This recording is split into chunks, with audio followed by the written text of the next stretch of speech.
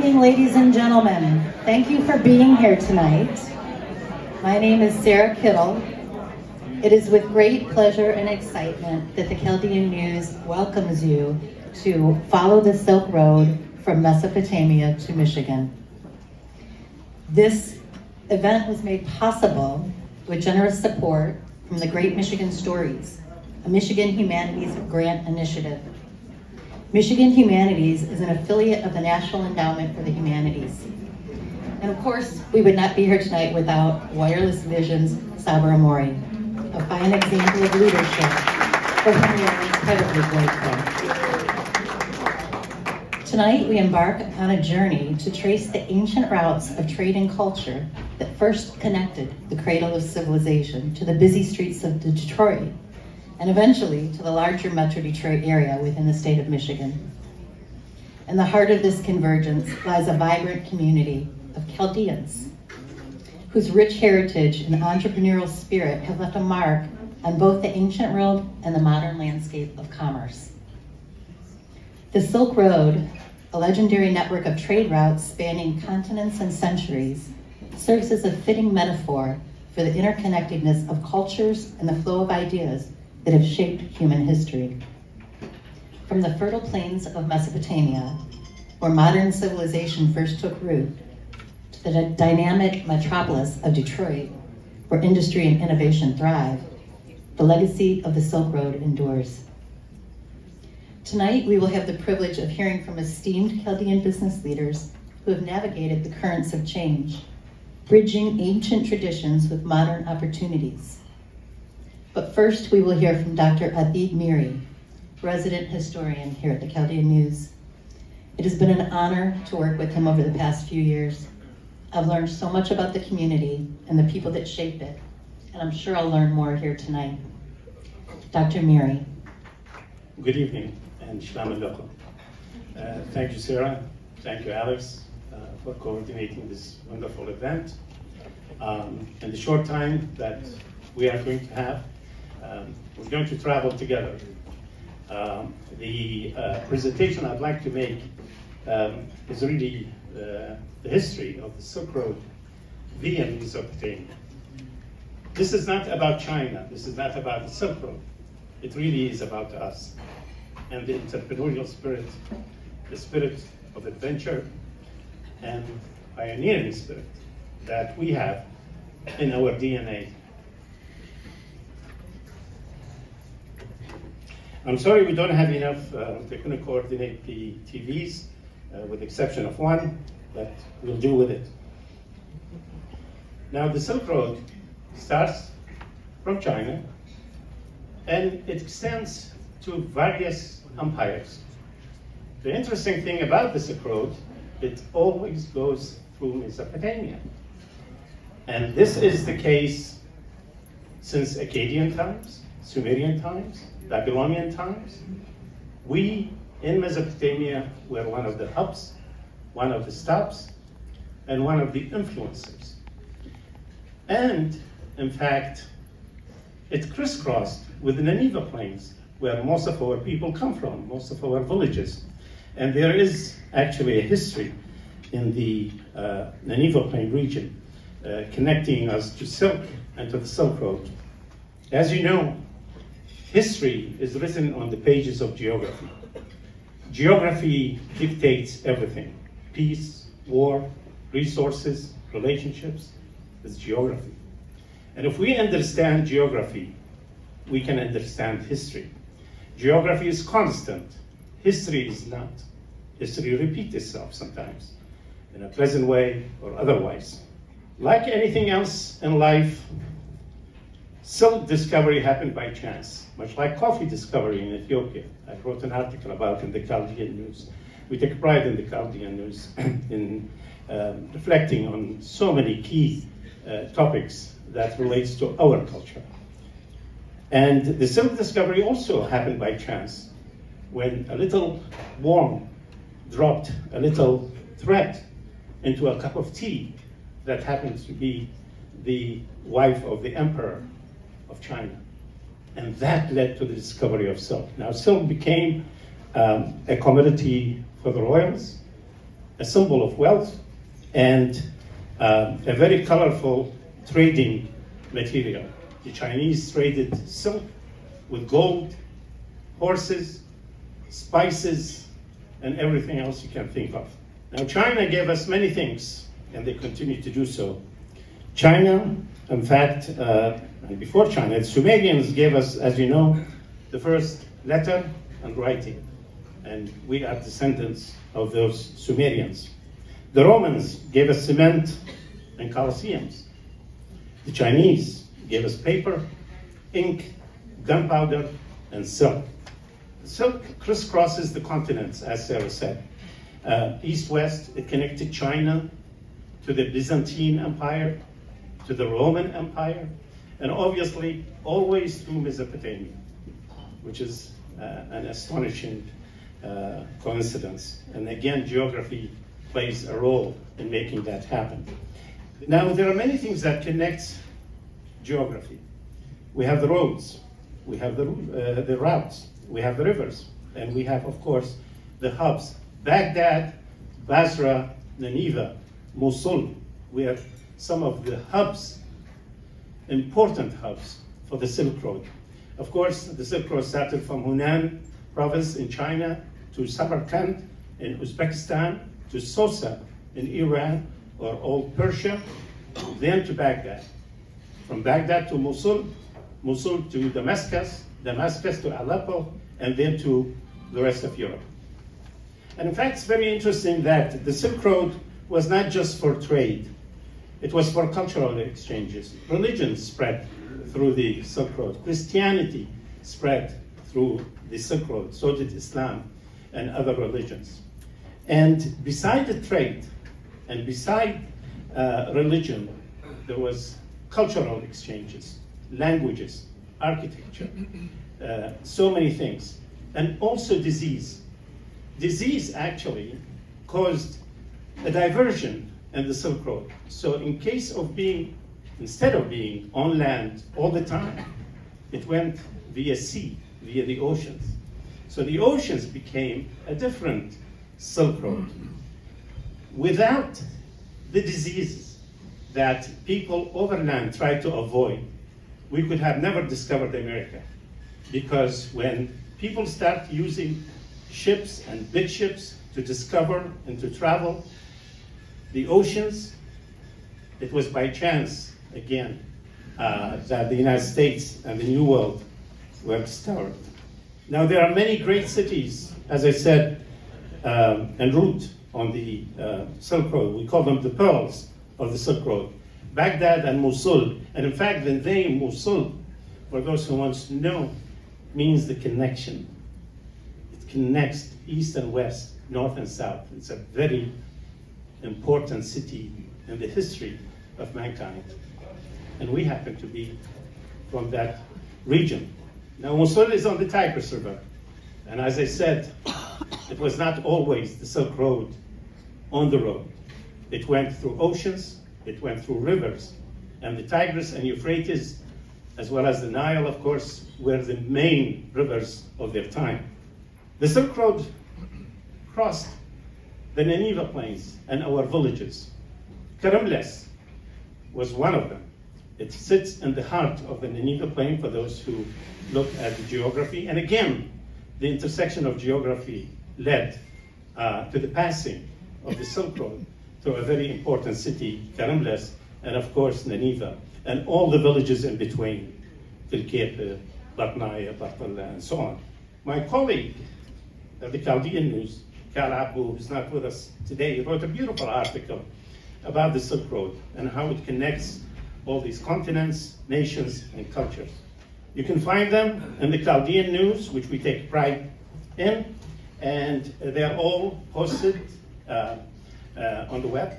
You can click Chaldean News, the month, and just the name of the article, if you remember. So, spice, coffee, and then you will get it. And we have copies today, Sarah and Alex brought. Please feel free to take as many copies and give them to your friends. Now, Cal reflected on the spirit of the Silk Road. This is what I want to talk about now. It is that spirit that brought these 4 panelists and us, and I think all of you, to this great country. That spirit of adventure. As I said earlier, it's in our DNA. Our grandparents and parents were very pioneering.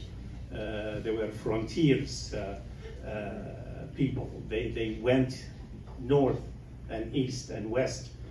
And at the time, no roads, no cars, no airplanes. And imagine. And we have some unique people that left Mosul. One of them is from the Abuna family. And we have Salam Abuna, this man, Elias Hanna Abuna, left Mosul, I believe in 1660. And he traveled not just to the United States, to the Americas. He went to Peru, to Venezuela. He spent 15 years traveling the Americas. And he wrote a book about the native Indians in Peru in 1660. Later on, he went to the Vatican. He was a priest. And he celebrated Mass in Aramaic in front of the Pope and wrote a beautiful book. He was one of the pioneers that left his village of Al-Qosh in 1660, as I said. Another person was Maria Theresa Asmar from the village of Tilkepe. Now, this woman wanted to be a nun. She left Tilkepe in the 1800s, actually 1818.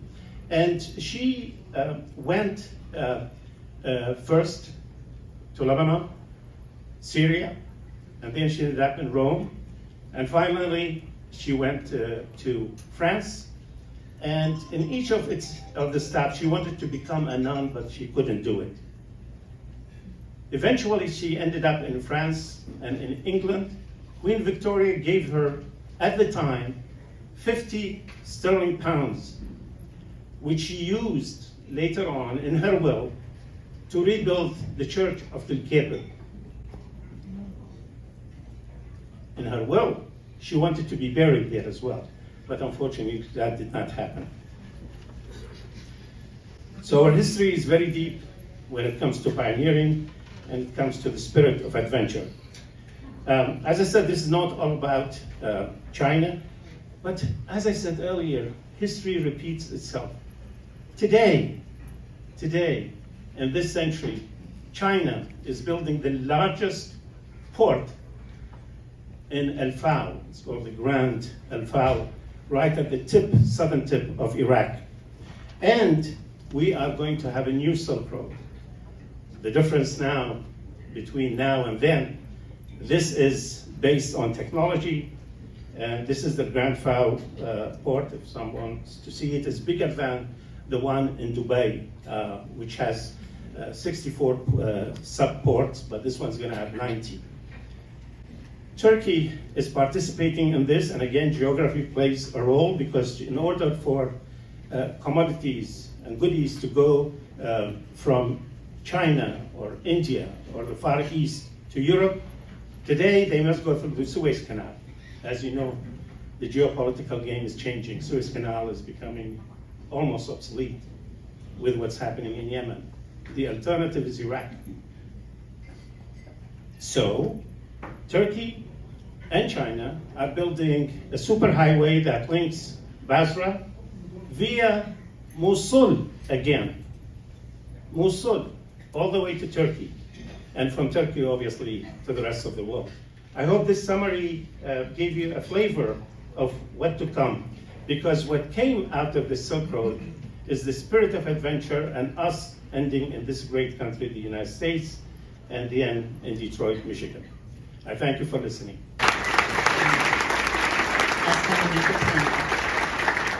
First is Mr. Mike Denha. His business, Brass Aluminum Forging, is a very successful business, and he has a huge family network as well. Many of them are here tonight, including his lovely wife, Nidal. Thank you for being here, Mike.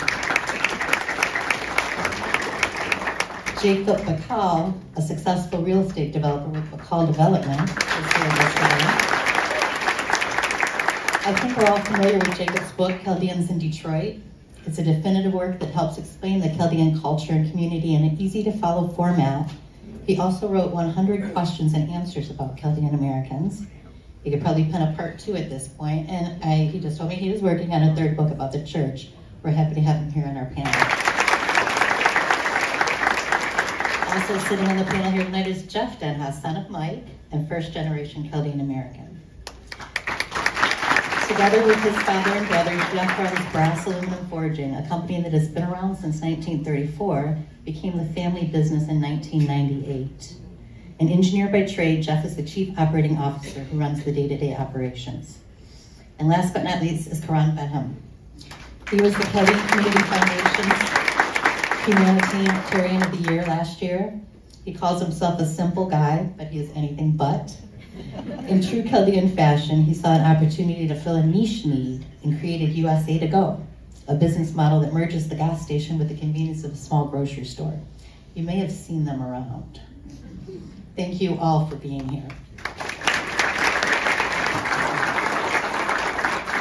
Now we're going to begin with some questions. We're going to start with Mike. Mike, you were born in Iraq. Can you tell us about coming here to the United States? Yes. I was born in Turkey. From there I went to elementary school 6 years. And there was no any other school in Turkey. In 1949, the government gave us a middle school. And we went to middle school, we were 38 students. I was among one of those. After that, after the middle school, I went to Mosul and took high school. Then when I graduated from high school, I started looking for a job. I work at petroleum company in Henzala, Mosul, NPC. Then I was working as an officer inside the camp. Most of the workers were inside the camps. The people with higher degrees and bosses and whatnot, they were living outside the camp. So I said to myself, am I going to stay inside the camp all my life? So I decided to do something about it. So I went to apply to come to the United States and also applied to College of Agriculture. I have acceptance from both of them. So finally, I decided to come to the United States. I have a lot of friends, I have cousins, relatives here. So I came by the boat, therefore they call me a boater. Yeah.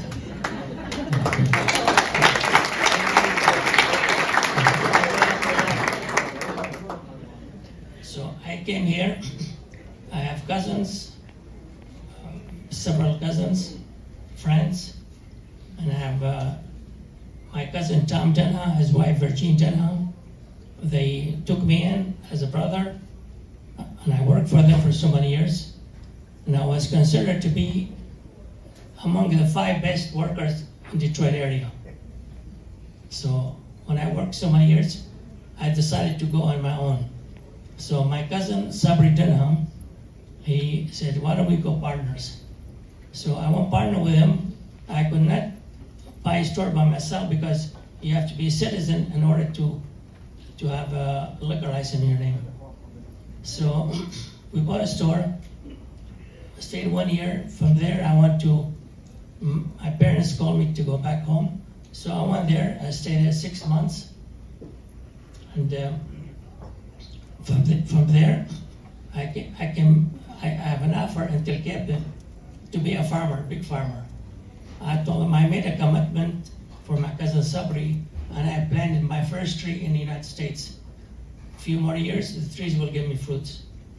So I came back to the United States. I started working in 1967. The riot came, they burned me out, me and my cousin Sabri. So we decided to go buy another store. So anyway, I'll make a long story short. We have another store, Sabri bought me out. And I found another store in Woodward, Euclid, owned by Nature Families. I started buying it. My nephews came to me, the Ayar family, Zohair, Profi, Talal, Salman. They said they want to come with me. I said, come on in. So we worked there, and we were very successful. People started coming, and we employed at that store, most of our workers were cousins, nephews, and nieces. And 50% of those people will not speak English. So we tried to help everybody. Mike, you told me a story about one of your workers who didn't speak English, and someone came to the store and it was empty and wondered where everybody was. Do you want to tell that story? My cousin was working for me. I told him one day, stay in the front. I don't have too many workers. The customers comes, where is tomato paste? He tells them aisle 2, because he used to work at that aisle. Then where is soap butter? Aisle 2. Where is where's peaches? Aisle 2. So we had a partner, his name is Louis Nager. He came to the store to see me. He looked around, he didn't see nobody in the store. He said, what the hell's going on? And he says, where's Uncle Mike? And he came to me. He looked around the store is empty, except aisle 2 was full of people.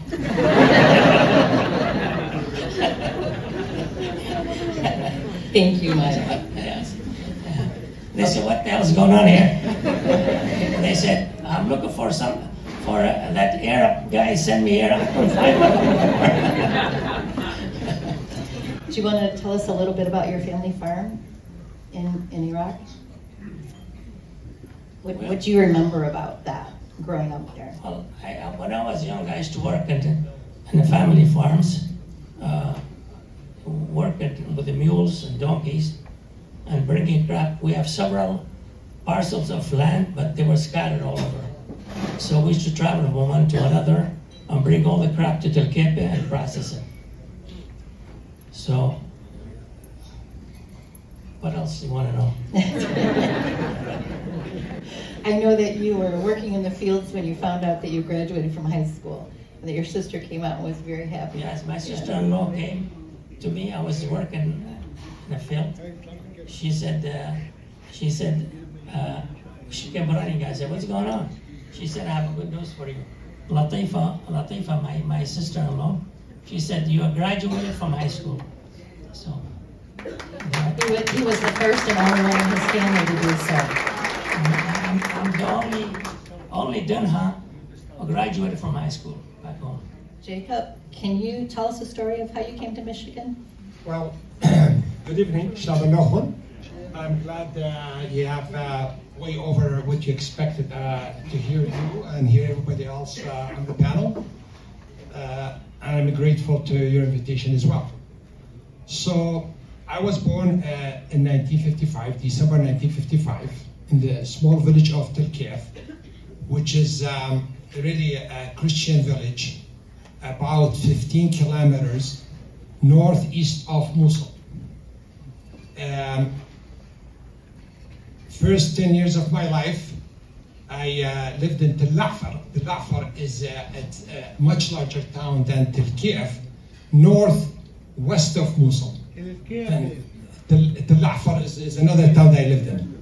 So my father had a gunpowder factory, which Dr. Mary missed to mention that my father was a shameless thief who stole the trade of gunpowder from the Chinese.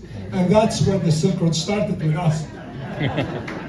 So, but the gunpowder that was used for construction purposes, and my father did kind of made his living from selling the product to crack limestone in town, so they could build instead of a block and a brick that was used for building houses.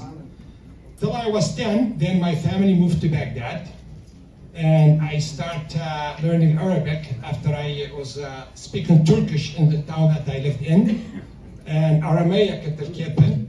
So we continued things to evolve. I finished high school in Baghdad. I got scholarship from the government to study in Eastern Europe. For some reason, I didn't think that would be the best choice for us, and I knew all along that someday I'll end up here, since my brother Eddie was here. So what happened, I ended up going on my own and go to England and enroll into university and learn to be engineer, mechanical engineer. On third year, my brother Eddie, who was here living in Michigan, got engaged and he was to get married. That was January 6, 1978. So for a Christmas holiday, I came here to be in his wedding and then spend the time with him. So I was his best man. I was the only member of my family there, immediate family that is. So I met my wife, and now we have 4 children and 7 grandchildren. The rest is history. Jacob, your industry, real estate development, seems to be the one that many Chaldeans are finding the success in. Why do you think that is? For one, as you know, I'm like every Chaldean maybe in this room, or in general terms, maybe every Chaldean in this town, especially those who were born back home, cut their teeth in the grocery business, whether convenience stores, supermarket, and they evolve over time and move to other things. I was not any different than other Chaldeans, so I did start and cut my teeth in learning how to stock merchandise. I didn't last long. Simply, we were pretty much working with my brother Eddie, who was also 2 years older than me, and he was just not brother, but also a very close friend as well. So we enrolled into pretty much start buying corner properties, where corner properties, we looked at as an opportunity that never dies. When you have a corner property, you could build to multiple uses without worrying about you being in mid-block, and you have less traffic when you have the advantage of being seen from 2 corners. So we started our first building sub-mall and Van Dyke, and we built our first shopping center, and it was very successful, far better than we expected in the way of rent and proceeds. So slowly we continued to do that, and we continued to invest in I would say income-producing properties, and we started buying shopping centers and building them as well. And of course, that is, as you may know, 80% of American wealth, from what I gathered and learned over the years, was built on real estate.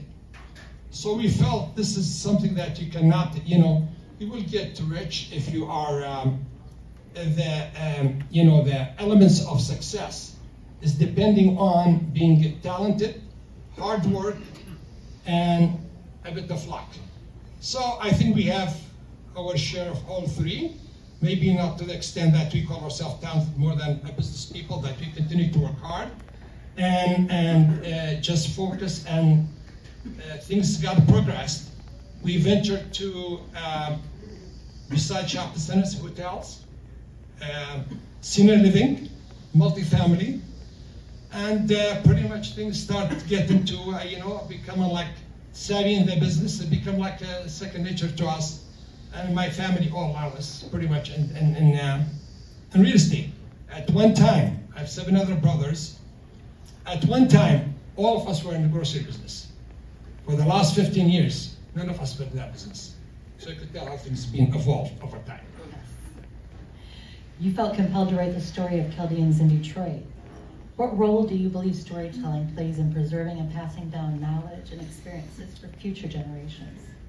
Truly, that was a journey of love for, just to write about something that you have passion about and you have love for. I'm sorry. So what has happened, I'm a good reader, and I believe always a good reader could write. I never claimed to be a professor or writer or journalist by any means. So I didn't have. If you are to take the basic element of writing a book, you would be a background with some kind of academic background, and you could write a book. That didn't stop me from sharing my knowledge and experience that I have seen and I gathered over the years with the people I love, and that's the community that I am one of, and I really care and I'm truly proud of. So I shared the knowledge I had with the people that I know would take interest for not just a generation of my age or my children, for many generations to come. Simply, I'm a strong believer, if you do not document the history, it will be lost.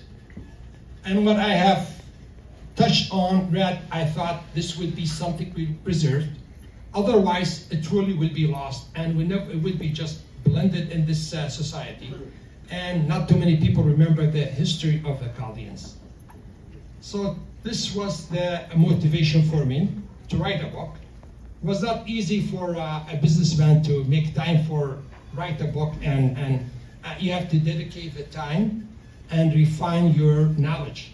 So I did write first book, and only because I was involved in the club that we are all here today, which is known to be today as Chaldean Iraqi American Association of Michigan, which is the oldest and more prestigious establishment we have in the United States. With me serving on the board, almost all positions I've served over the years, I had a lot of information, documents, knowledge to truly document those information, historical data, and I did. So that was. We thank you for that.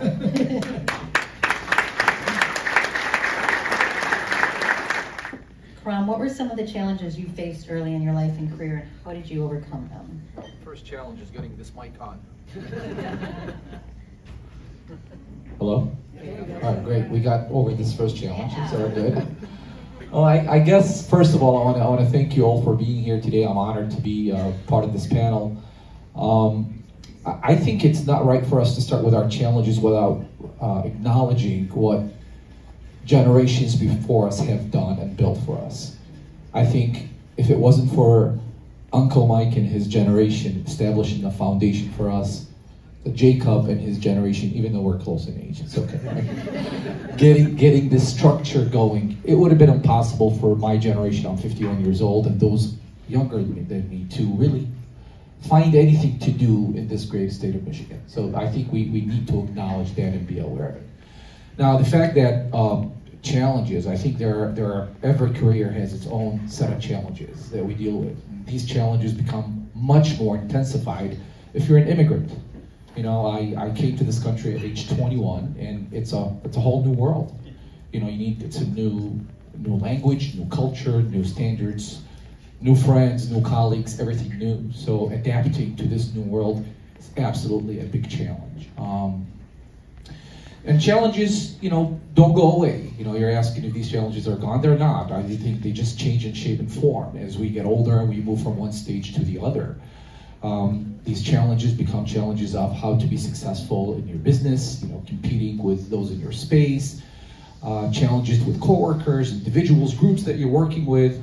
And I would say, most importantly, challenging yourself. And I think that's what I would like to talk about here for a second, because challenging yourself it's a big thing that a lot of people think about, but many times we mistake it with being more successful financially, pushing myself to make more money, to be more known, to dominate. And these things are all okay to do, but I think the biggest challenge is really to know who you truly are as a person. I think that's really the biggest challenge that we all deal with every day, regardless of when we started, where we are in our journey. Who am I? Am I really being the person that I was made to be? Am I the right leader? Am I the right colleague? Am I the right father, friend? And I think that's really the true challenge that doesn't go away.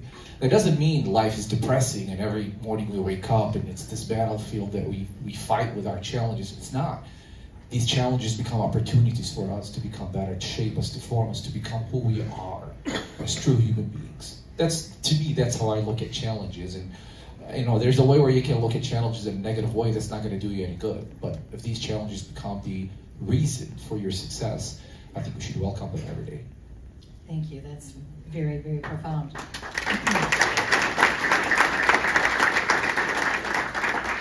You've been quoted as saying that everyone has at least one calling in life. What do you feel that your calling is Do you feel a calling to be an entrepreneur? Yeah, I mean, the short answer is yes. I do feel the calling of being an entrepreneur, but I think since I have the podium and the mic and we're talking about callings, I'm going to take this opportunity to preach a little bit. Just a little. Just a little bit. So I think your question is a very deep question. You're talking about our callings in life, and I think as Christians, we all believe that we all have been given a number of callings of life, right? Some of these are universal callings, like being the children of God. Some are unique to our gender, like gender-specific, being fathers, being mothers. These are callings. And some callings are very unique to us as who we are, as human beings, as Carl, myself. What is my calling in life? This calling is a roadmap that God created for each one of us. God equipped this roadmap with talents and opportunities and people and friends and others to take advantage of. We're only happy. We can only become happy and successful in what we are if we find our right calling. That's period.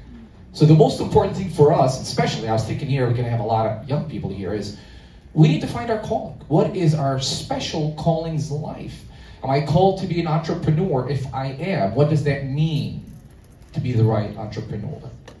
What does it mean to me as a father? How can I balance? This is a big thing that I think we should be talking about as entrepreneurs. All of us in this hall are successful to a certain extent in our businesses, but are we successful in our life overall?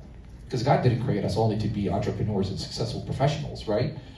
To be successful is to be successful at all levels, and entrepreneurship is just one aspect of it. This is, to me, is an important thing that we need to ponder every day. What is my calling in life? Hey, I'm a father, beautiful. I'm an entrepreneur, yes. Am I living up to this calling every day with everyone I'm working with? Is this being proven through the fruits year over year? Especially those of us who have been doing this for a long time, been doing the same business, doing the same. We need to ask ourselves these questions. And the only way we can find out about it is if we take some time and spend some time with God, maybe praying and thinking about it, see what God has for us. Amen. Do you feel like the next generation is picking up the torch of trade and business? Yeah, absolutely. I think that's something very unique to us as Chaldean community. I think the blessing of our own children being interested in taking on our businesses. Some of these children are moving on to go and get degrees and become professionals, doctors, attorneys. Wonderful, beautiful. Some of them are going and studying and getting degrees, but they're opting to take on the family businesses. And that is very special. I think a lot of us, sometimes we take it for granted. We think that, well, that's the way it should be, right? Our kids should take on our businesses. Well, that's not the case in the real world.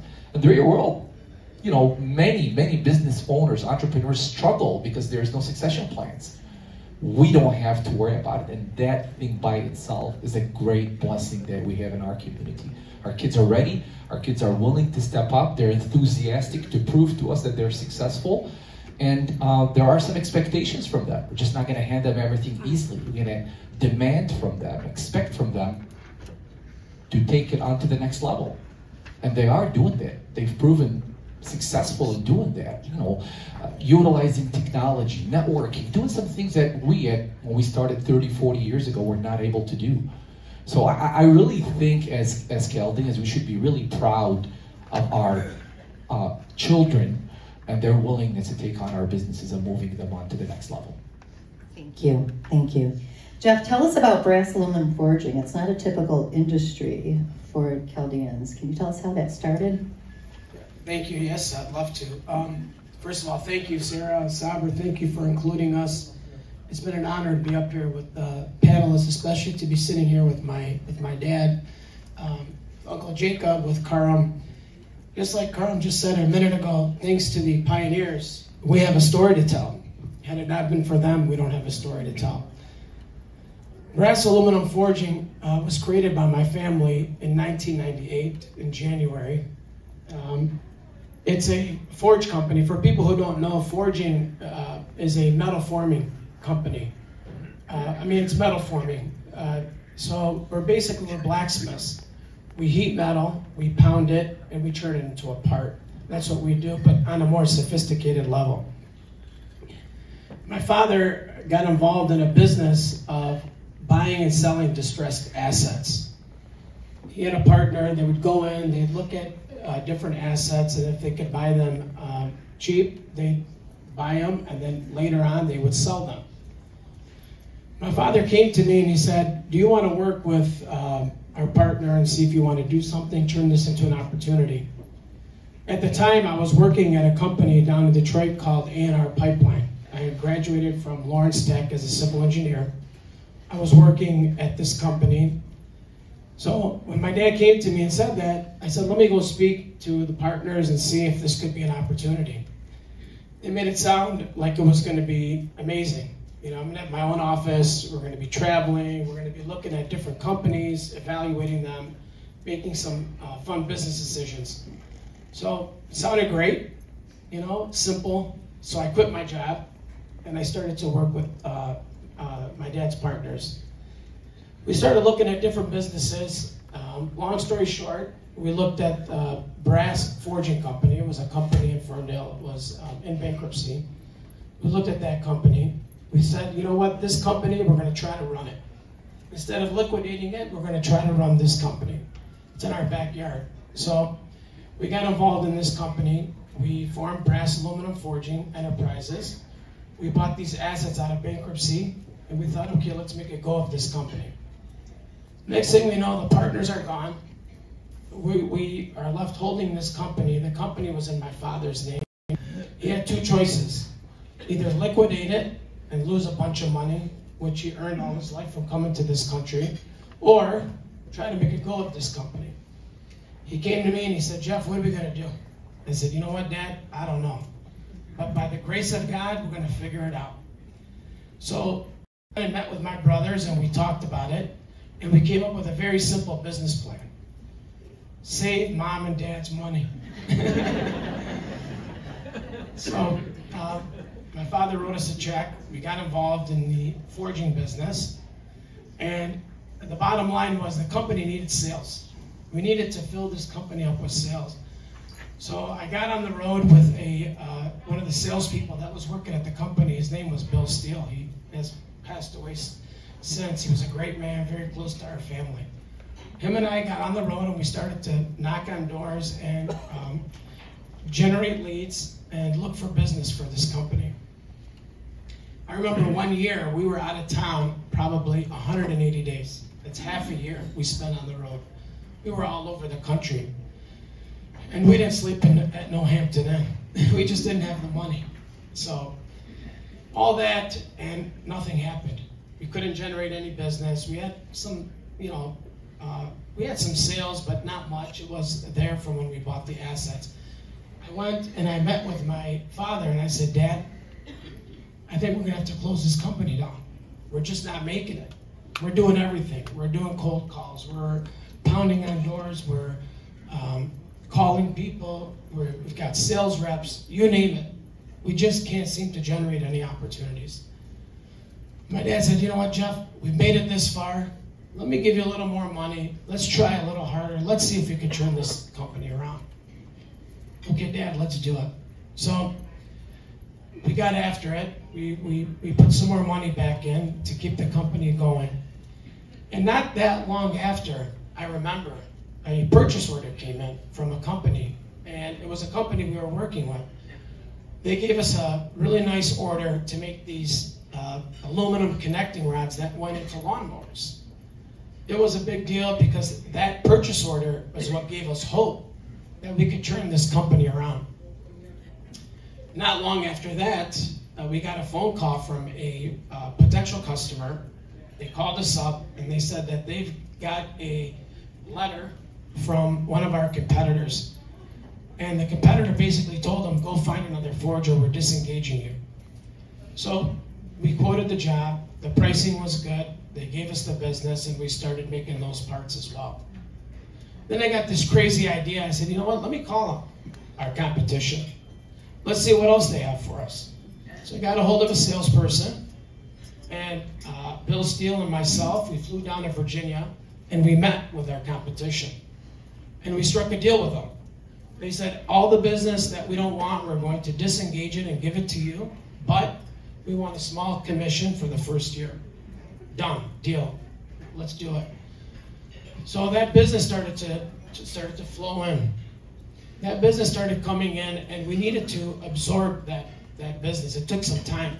We had to make some new tooling, adapt the tooling to our art machinery, which we did. Once that started to stabilize and started to absorb that into our operation, I had another crazy idea. I thought, you know what? There's an aluminum part that the government buys. What if we could start making that part as well? We didn't have any customers. It was a very difficult industry to penetrate, let alone the customers were very difficult to even reach. But we didn't let that stop us.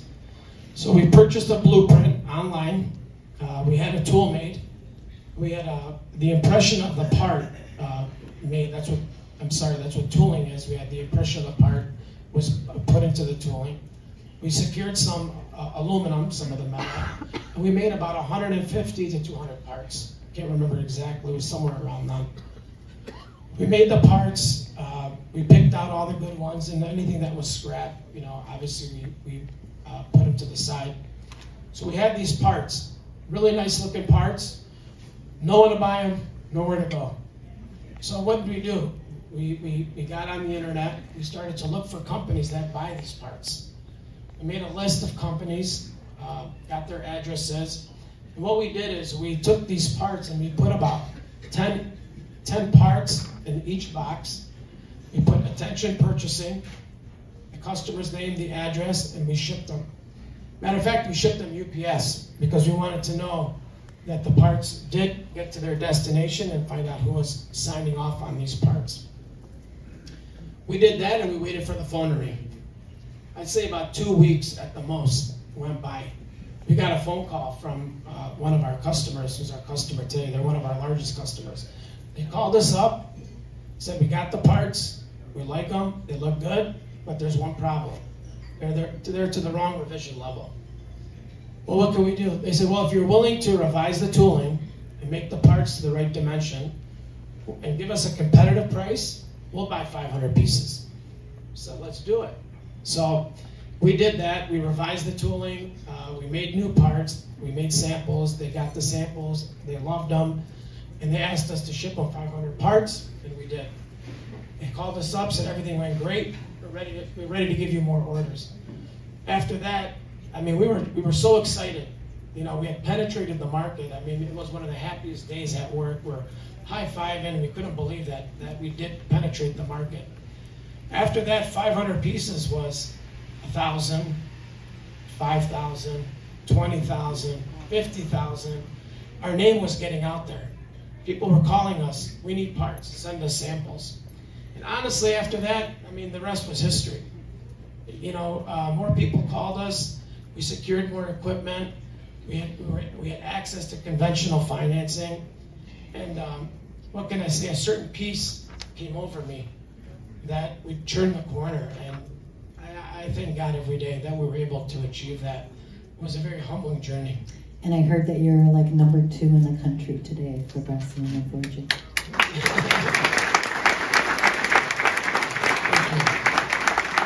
As a first-generation Chaldean American, what do you think sets you apart from your contemporaries? Growing up, I remember, we'd be at school. We went to Holy Name, all of us. Our parents put us in Catholic school. And I remember, the kids would talk about, what'd you do today? Or what'd you do over the weekend? And they talk about how their dads took them to football, or they watched a football game, went to a baseball game. We'd say, what'd you do? I said, well, we went to work with our dad. Business was second nature to us. We loved it. Just to be with our dad and spend time with him. We were in the produce room bagging greens, bagging potatoes, and they were at a football game. We learned business, through osmosis. It was second nature to us. It's what we knew. So I think we were very blessed to have that upbringing. I agree. Okay, we have a question here. Sarah, it's more of a comment. I congratulate the panel on all the great achievements you guys have made, but it's not much of a secret, but I'll bet most of you don't know this. How many people know that we have a Chaldean pilot? Believe it or not, Jacob's brother was a pilot for Northwest Airlines. He's here in the room. How many people know that? All right. Also, how many Chaldeans can say they had a 5-star general in their family? With their show of hands. Anybody? No? Jacob Bacal's brother was a 5-star general in the Army.